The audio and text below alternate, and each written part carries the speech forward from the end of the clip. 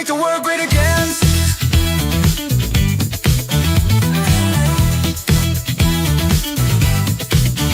Go right with Peter Boykin, constitutionalist, is full of liberty, bringing you the news that matters. Do right, think right, go right, be right. For America, let's make the world great again. Tune in to Go Right News, let freedom begin.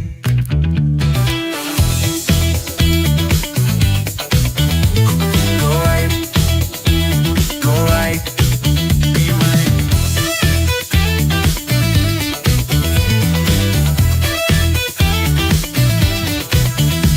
For America, let's make the world great again. Tune in to Go Right News, let freedom begin.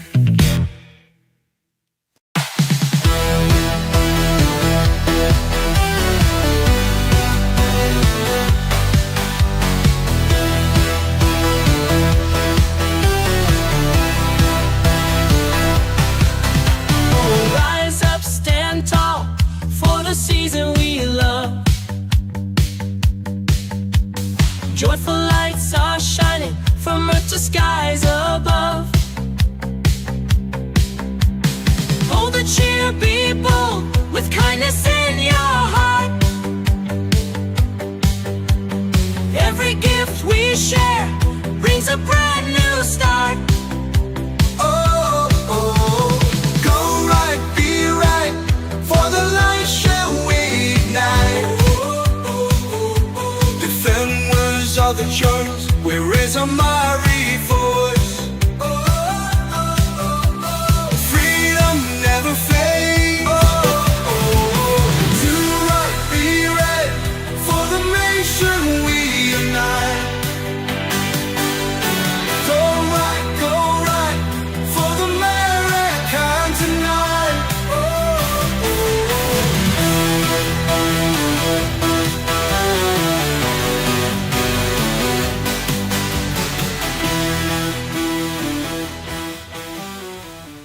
Remember, we fight for what's right because it's time to go right.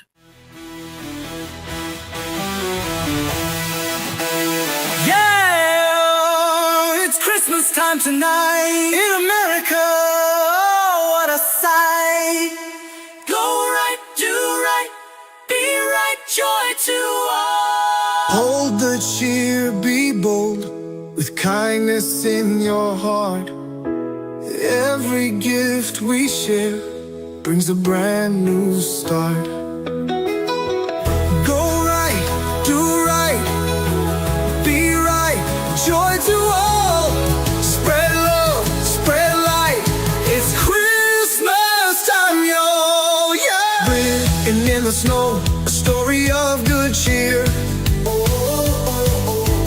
Voices of a nation ringing loud and clear.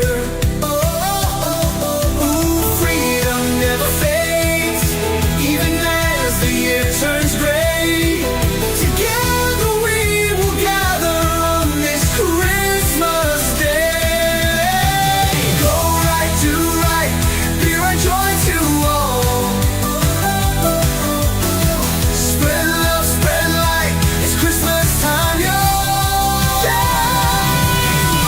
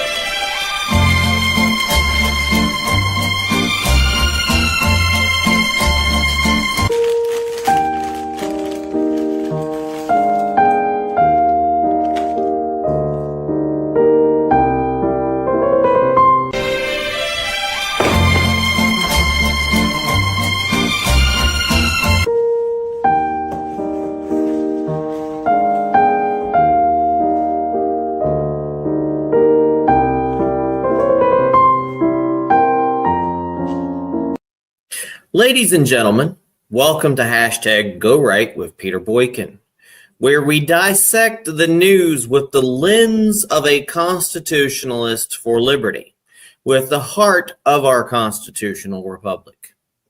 Imagine this. Time magazine has just named Donald J. Trump as its 2024 Person of the Year. They're sure to see a spike in sales, but it's not just about magazines. Elon Musk's wealth has soared to an unprecedented $400 billion, making him the richest person in history. While giants like Meta from Mark Zuckerberg and Amazon, Jeff Bezos, have chipped in $1 million each for Trump's inauguration fund. But let's shift gears, because while we celebrate new beginnings, we're also witnessing the end of an era. Under the Biden regime, there's been a quiet auction of unused border wall materials, a last-ditch effort to dismantle Trump's policies before he takes over. And in a stark admission, the New York Times acknowledged that Biden allowed an immigration surge, the largest since the days of Ellis Island. And I will tell you, during the days of Ellis Island, they actually sent people back on the boats if they decided that they did not fit for America. We'll be right back with our hashtag Go Right with Peter Boykin. It's time to go right. Time to go right.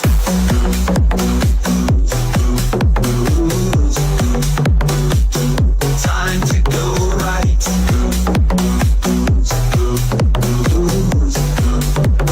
Time to go right. In a decision that has sparked widespread controversy and debate, President Joe Biden has leveraged his clemency power in what many consider to be one of the most contentious acts of his presidency. This move involved commuting the sentences of two individuals convicted of espionage for China and a third convicted of possessing child pornography, signaling a complex and murky chapter in U.S.-China relations and raising serious questions about justice, national security, and the ethical use of presidential clemency. Yet, let me tell you a note. They'll be complaining that Donald Trump has invited the president of China to come to his inauguration. Yet, look what Biden has done. The individuals involved, Yen Zheng Zhu, and I'm sure I'm pronouncing these wrong, a former high-ranking official within the Chinese Ministry of State Security, MSS. Zhu was convicted in 2022 for attempting to steal trade secrets related to the U.S. aviation industry. His method involved using aliases and front companies to lure American experts to China under false pretenses, followed by covert operations to extract sensitive information from their electronic devices. Zhu was sentenced to 20 years in prison, marking him as the first Chinese government intelligence officer extradited to the U.S. for trial.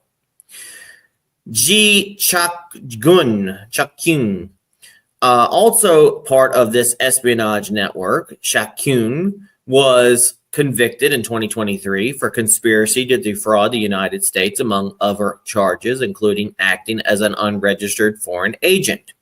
His role involved assisting Zhu in espionage operations, particularly in recruiting other Chinese nationals within the American aviation sector to spy for China. He received an 8-year sentence. Xiaoling Jin, unrelated to the espionage case but included in the clemency deal, Jin was convicted of possessing a staggering amount of child pornography. His commutation has attracted particular scrutiny because it seems disconnected from the espionage narrative unless one considers the influence of his family connections within the Chinese Communist Party, the CCP. Jin's sentence was for 97 months, reflecting the severity of his crime. Now let's talk about the nature of the clemency. Prisoner swap.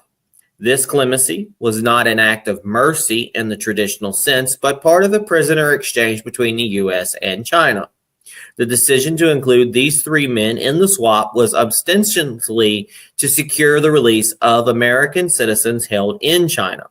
However, the specifics of why these particular individuals were chosen remain largely undisclosed, adding to the controversy.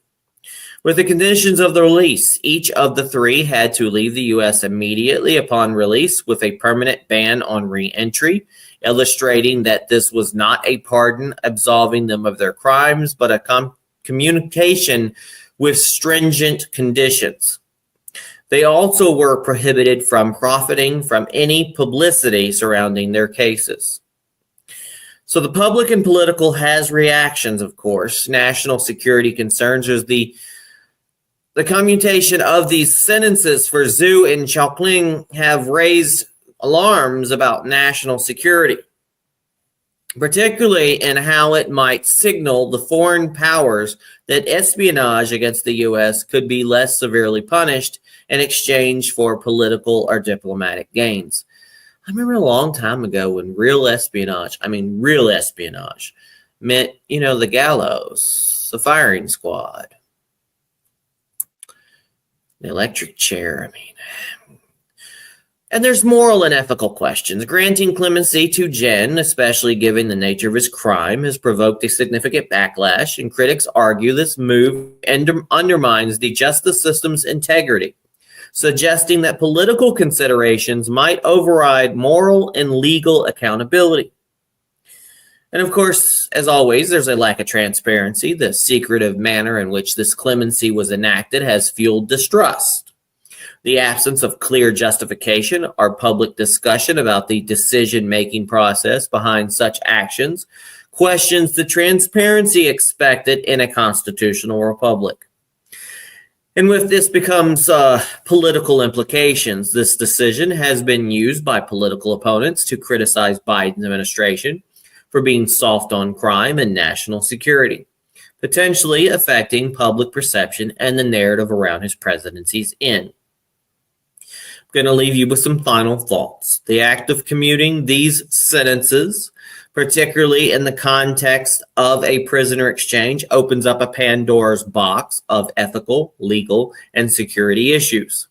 It underscores the complexities of balancing diplomatic relations with justice, the protection of national interests with the integrity of the legal system, and this move by Biden not only tests the boundaries of presidential clemency, but also invites scrutiny into how much powers are used, especially when they interact with international politics and the protection of citizens' safety.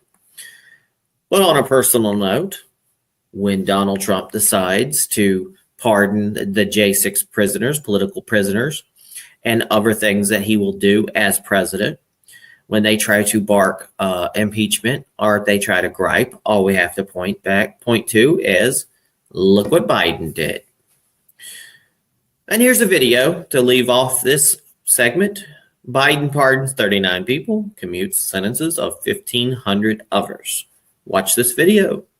I can't name a single... Outgoing U.S. President Joe Biden said on Thursday that he was pardoning 39 people convicted of nonviolent crimes and commuting the sentences of nearly 1,500 others who were serving long prison terms. The White House said the clemencies granted by Biden were the most ever in a single day. The move comes over a week after the president signed an unconditional pardon for his son Hunter. Officials said last week that the White House was listening to demands for Biden to extend the same grace to thousands of people wronged by the U.S. judicial system. Biden said in a statement the people to whom he granted clemency would have received shorter sentences if charged under today's laws. Experts say the commutations announced were for those who were placed on home confinement during the COVID-19 pandemic to slow the spread of the virus, rather than many individual civil rights groups have been advocating for. The president said his administration will continue reviewing clemency petitions and that he would take more steps in the weeks ahead. Meanwhile, U.S. President-elect Donald Trump, who takes office on January 20th, has said he would act on his first day in office to pardon rioters involved in the January 6, 2021 attack on the U.S. Capitol, further building expectations for a broad granting of clemency. The FBI had 26 informants embedded on J6. In what can only be described as a bombshell revelation, the Department of Justice's Office of the Inspector General has disclosed that 26 FBI informants were present amidst the tumult of January 6, 2021 at the U.S. Capitol. This finding has sent shockwaves through the narrative surrounding one of the most contentious days in recent American history, challenging the public's perception of the events and the role of law enforcement. Except for those on the right, and especially people who were there that day, have been saying this from the longest time possible. So let's unpack the informant's presence. The extent of involvement of these 26 informants, known as confidential human sources, CHSS, a significant 65% or 17 individuals reportedly entered restricted areas. 4 of these informants even made their way into the Capitol building itself during the riot, while the remaining 13 were within the security perimeter established for the electoral certification. So the FBI stance on this. The FBI has consistently maintained that no undercover employees were stationed at the critical locations during the day's events. However, the presence of these informants who were ostensibly there to gather intelligence raises questions about the agency's level of oversight and the clarity of their mission. The fact that these informants entered restricted areas without authorization or subsequent prosecution suggests a disconnect between policy and practice. That leads into the criticism of intelligence coordination. The Inspector General's report also lambasts the FBI for its failure to fully engage in pre-riot intelligence gathering. A pivotal missed opportunity was not conducting a nationwide canvass of its informants, a standard procedure for such large-scale events. This lapse in intelligence coordination might have contributed to the chaos, as actionable intelligence was not adequately shared across the board, potentially leaving law enforcement unprepared for the scale of the event. Which goes along with the hope to pardon the J6 defendants. Trump's promise. President-elect Donald Trump has publicly expressed his intent to review and potentially pardon many of those involved in the January 6 events. This promise has been met with both applause and controversy, as many, especially those who see the legal actions against the J6 defendants as politically motivated. This represents a chance to right what they perceived as wrongs in the justice system.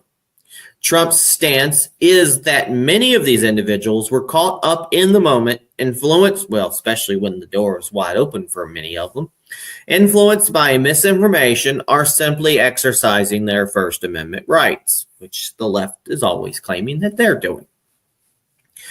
There is constitutional implications. From a constitutionalist perspective, the idea of pardoning those involved in J6 events touches on core issues of liberty, justice, and the right to a fair trial. Critics argue that the legal actions against these defendants have been excessively harsh, possibly violating their constitutional rights, especially when juxtaposed with the revelations about FBI informants' presence and actions.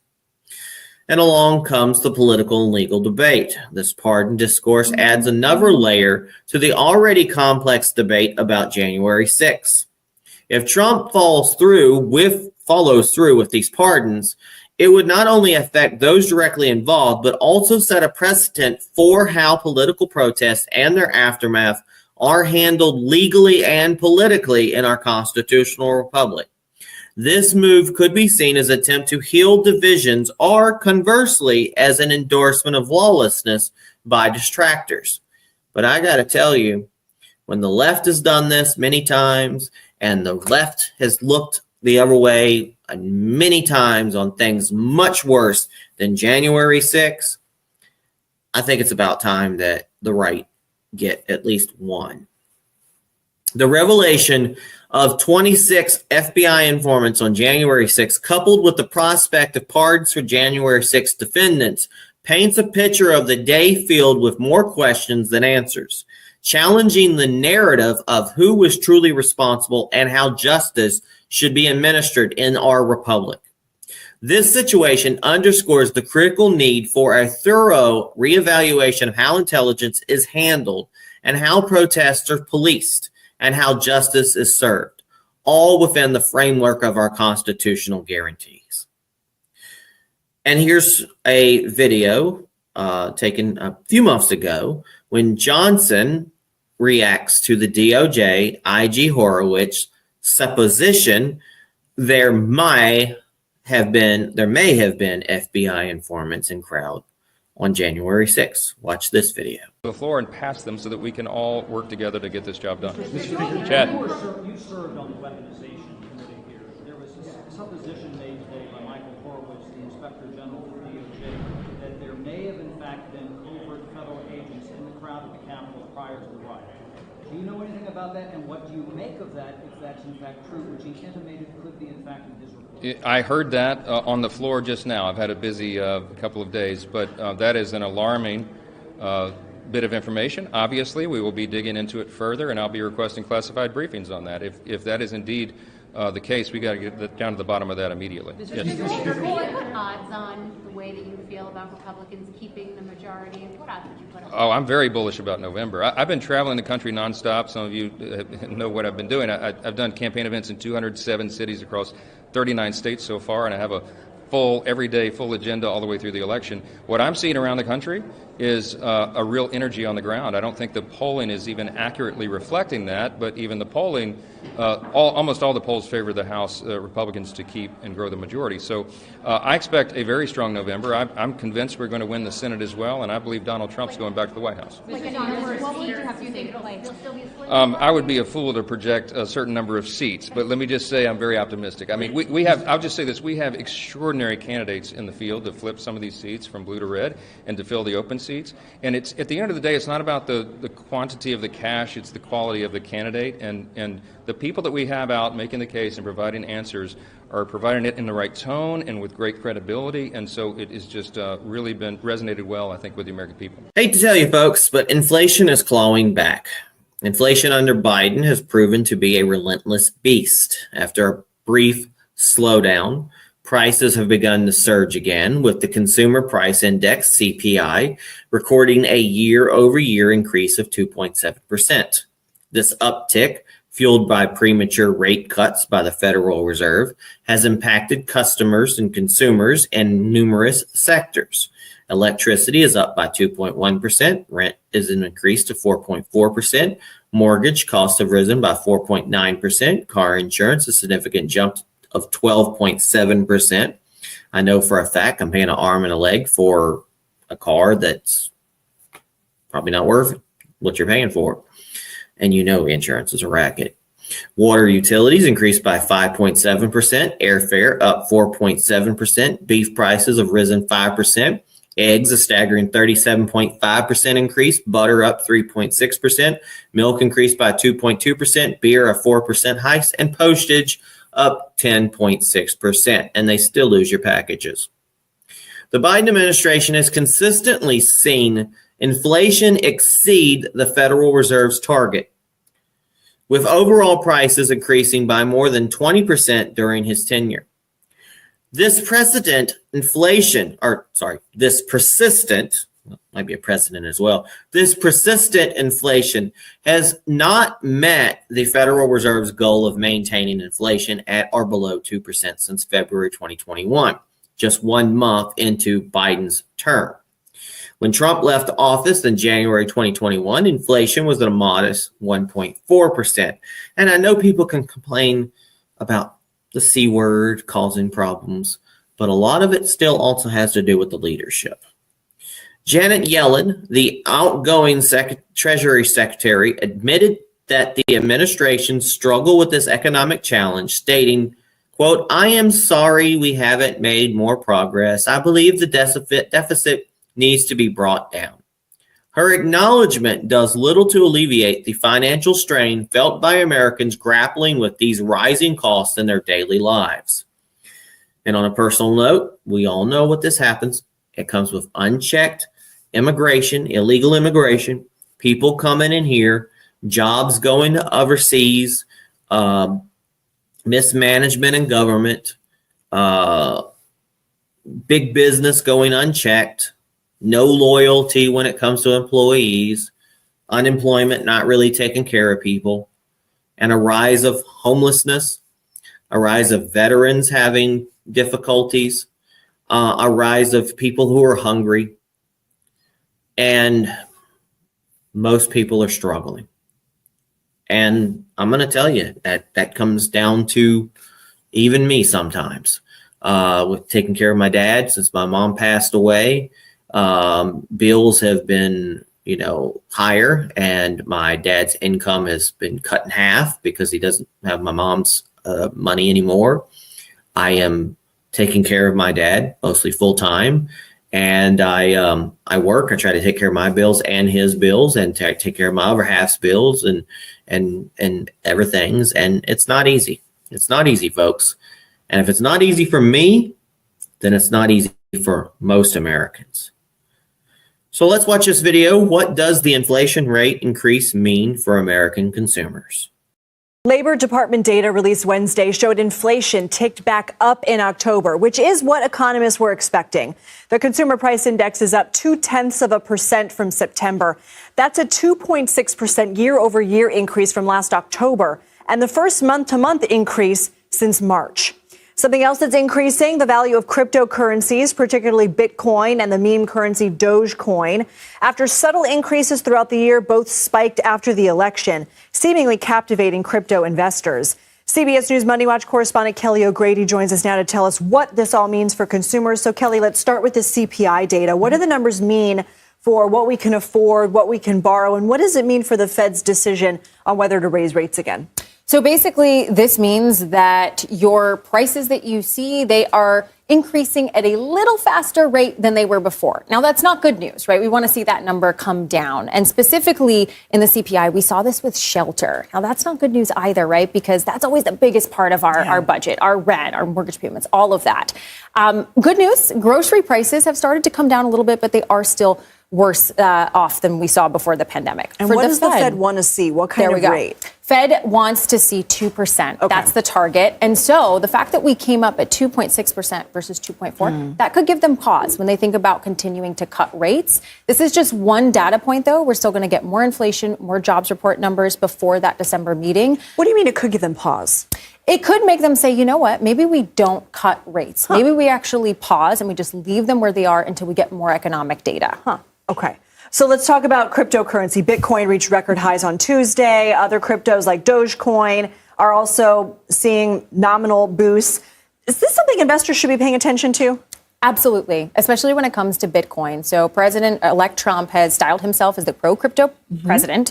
That's why Bitcoin is up. Dogecoin, that's a little bit more of a meme currency, the Shiba Inu coin that Elon Musk has championed. But really, the best advice that I have gotten from investors in this space is if you are new to it, invest what you're willing to lose, because this is what we call a speculative asset class. People just sort of traded of where do we think we're going with this? Okay. That's probably good investing advice to begin with. Fair enough. Yeah, just invest what you can lose. But what did the CPI data and recent crypto spikes say about the economy that President-elect Trump is inheriting?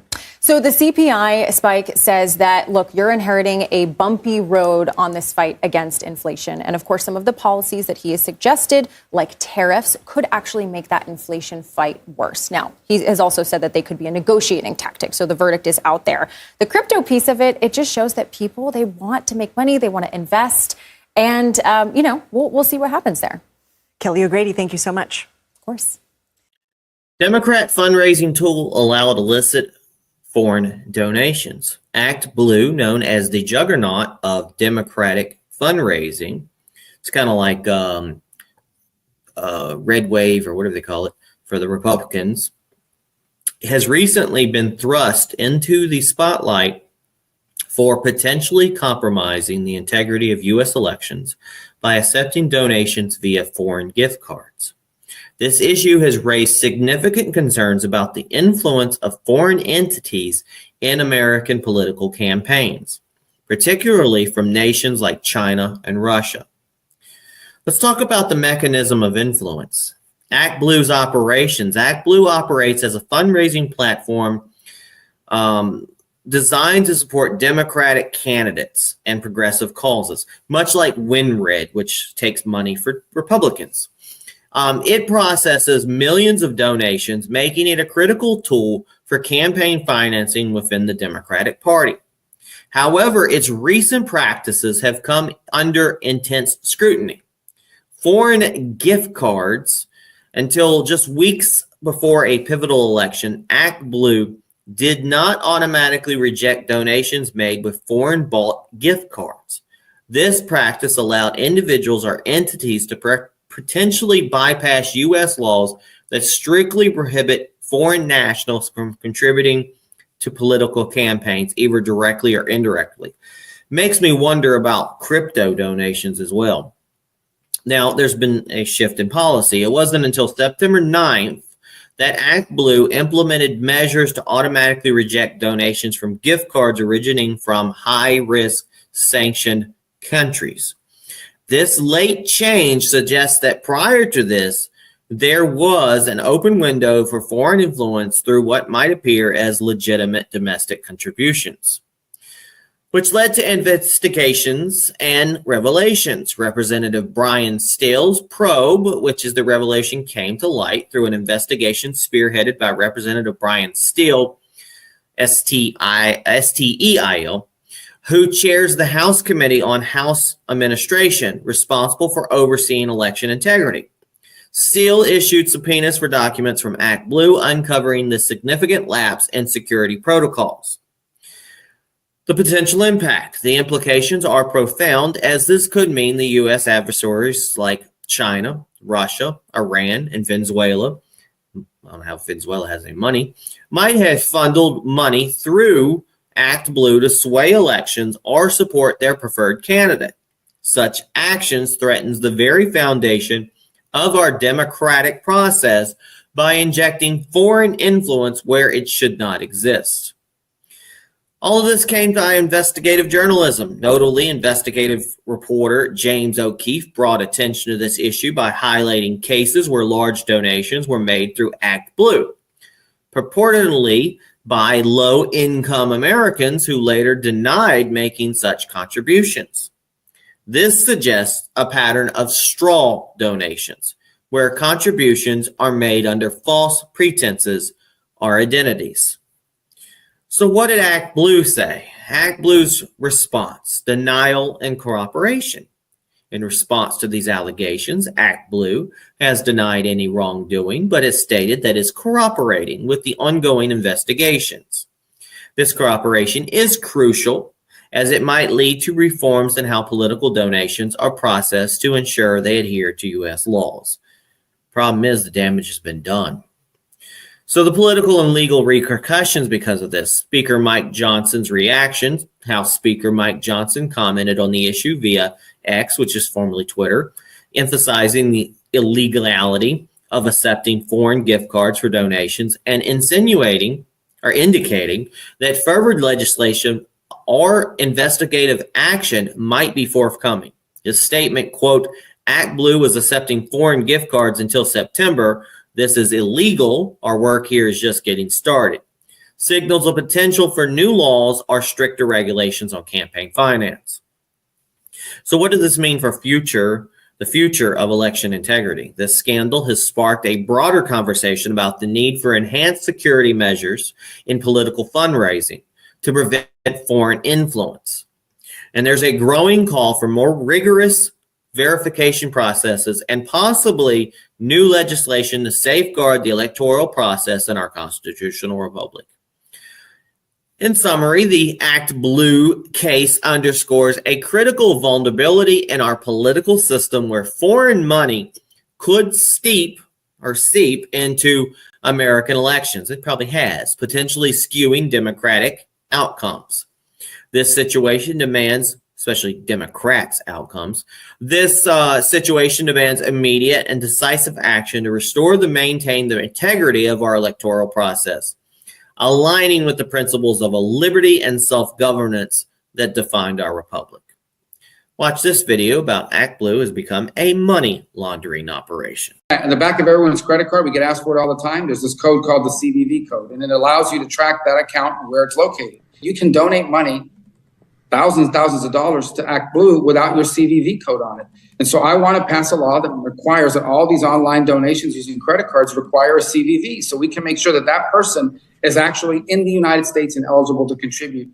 Otherwise, you could have some credit card in China basically putting millions of dollars in small dollar donations into political campaigns in America. Act Blue has become a money laundering operation, and because they don't take the CVV. It's a deliberate strategy on their part. We should have a law that closes that. I've been trying to get it passed, and as you can imagine, the reason the Democrats oppose it is because Act Blue opposes it. Because if they had to put CVVs, they had to use that code from their credit card, their donations would go. I think you're onto something, Senator. New dawn is rising, let tyranny fear.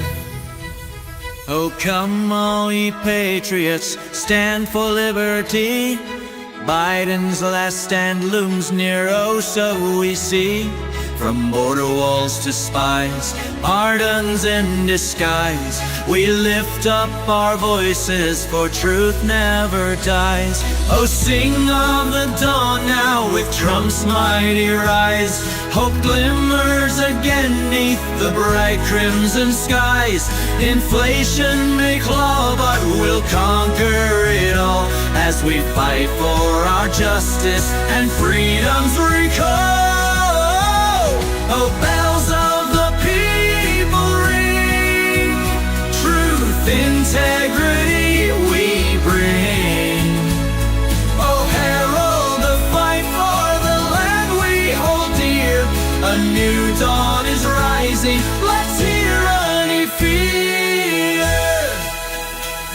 The spies, oh, they whisper in shadows of halls, but patriots awaken to answer the calls. January's tale reveals hands in the fray. We seek justice unshaken on this holy day. The people's resolve shall no tyrant derail. Foreign funds may stream, but the truth shall redeem. Our elections are freedoms, the American dream.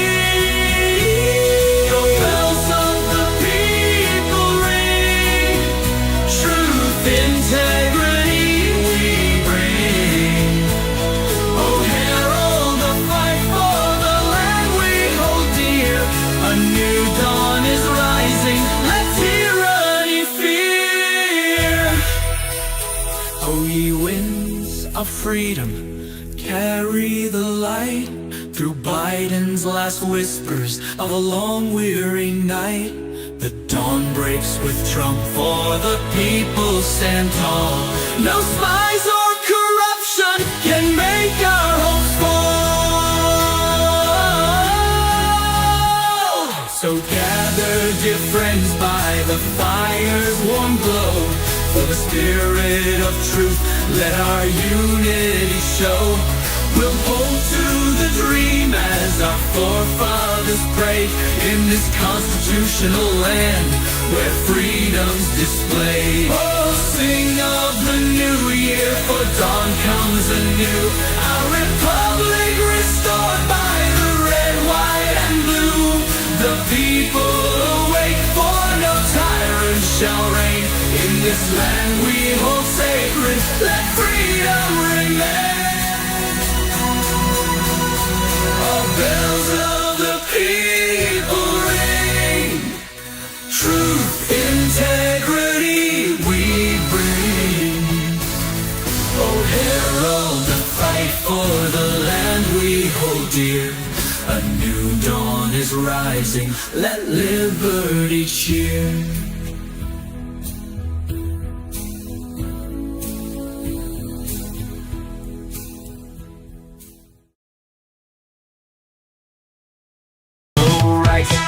Bringing you the news that matters. It's time to do right, think right, go right, be right for America and to make the world great again.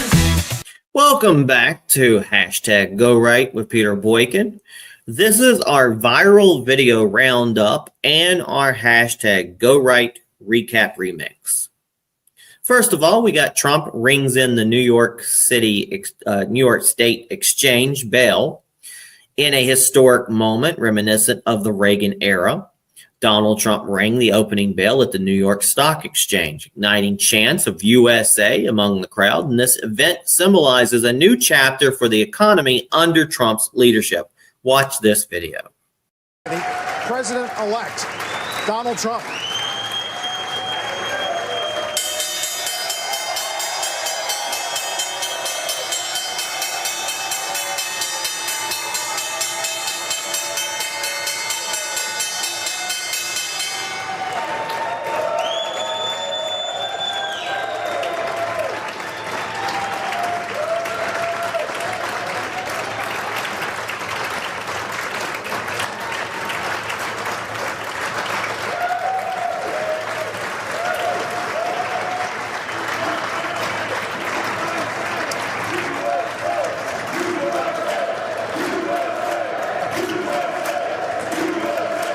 Next up, Charlemagne the God on Biden's pardons with his charismatic bluntness. Charlemagne the God critiqued the idea of Biden preemptively pardoning Trump's enemies, labeling it a move for an old ass administration out of touch with the current political landscape. Watch this video and we'll be right back with our recap.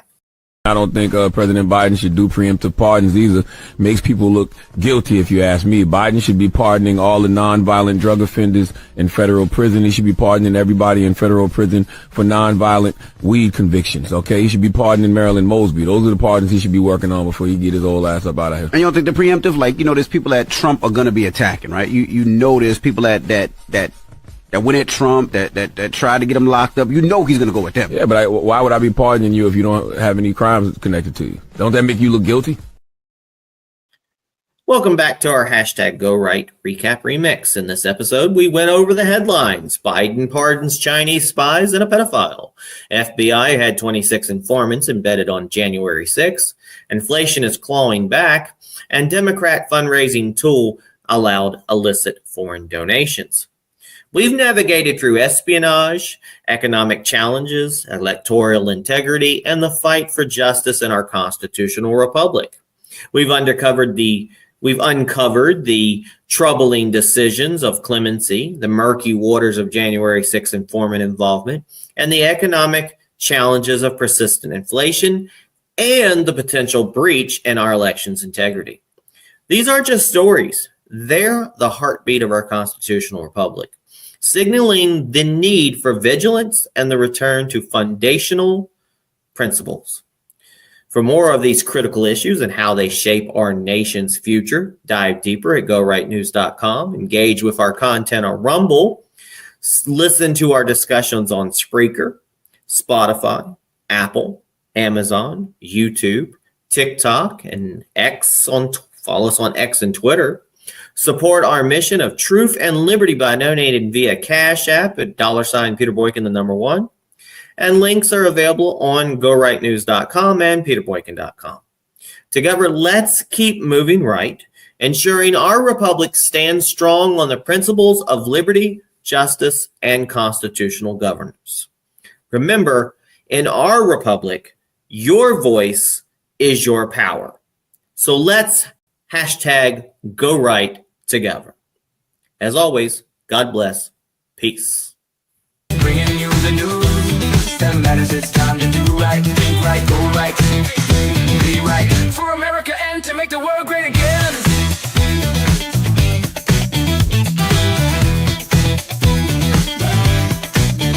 Go right with Peter Boykin, constitutionalist for liberty, bringing you the news that matters. Do right, think right, go right, be right for America. Let's make the world great again. Tune in to Go Right News, let freedom begin.